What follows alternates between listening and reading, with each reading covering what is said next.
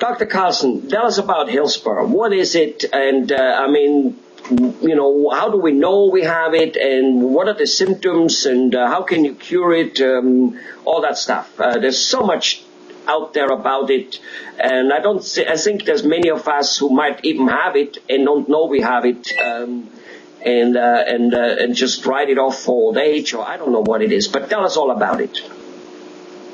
Okay, actually, heel spur or plantar fasciitis, what it is actually the plantar fascia is the main ligament on the bottom of the foot, and it attaches from the heel to the ball of the foot. When a person steps down and walks, that arch flattens and that fascia pulls from the heel by stretching. Some of the symptoms patients struggle with are actually when they get up in the morning, first step in the morning, they put their foot down, it kills them. It hurts, they limp, they walk around for a little while, and then the pain goes away. Then they go on about the day, they keep walking again in the evening, they sit down, they watch a little TV, go on the computer, they get up, they can't walk, their foot is killing them. So, as I said before, it's actually a main band of tissue that supports the foot on the bottom, and when a patient's arch collapses, that fascia stretches and pulls from the heel. Now, if someone has that for a long period of time, actually a bone spur grows on the heel, hence what we call a heel spur. In the past, we used to actually remove the bone spur because we thought that was the etiology or the cause of the problem, which as years have gone on, we have found that that is not the cause of the problem. The main cause of the problem is actually the arch collapsing and putting that tension onto the heel.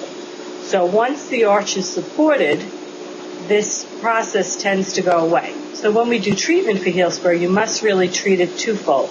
You have to treat it, number one, you have to support the foot so this problem doesn't reoccur, and then you need to get rid of the inflammation that is there in the heel, so you get rid of the pain.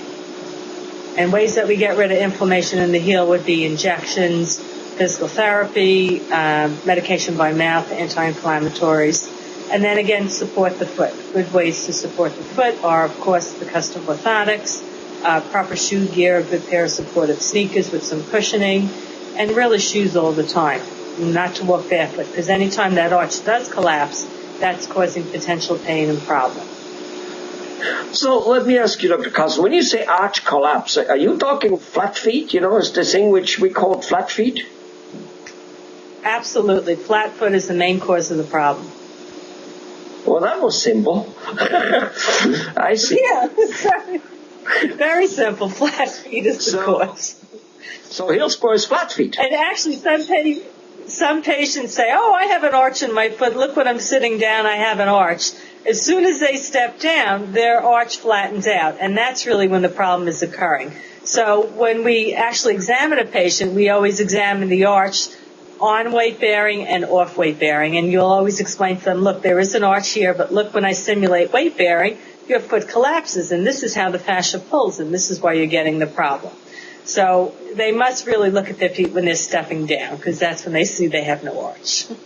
You know, when I was a kid, and you know, you're running around in the swimming pool, I do remember, I don't know if it was one of my aunts or my parents, but they would look at the footprint we kids left after walking, you know, after being wet, not super, super wet, but like wet, and you walk on the concrete, and if there wasn't two parts of the footprint, they said, hey, you have flat feet, we need to do something about it.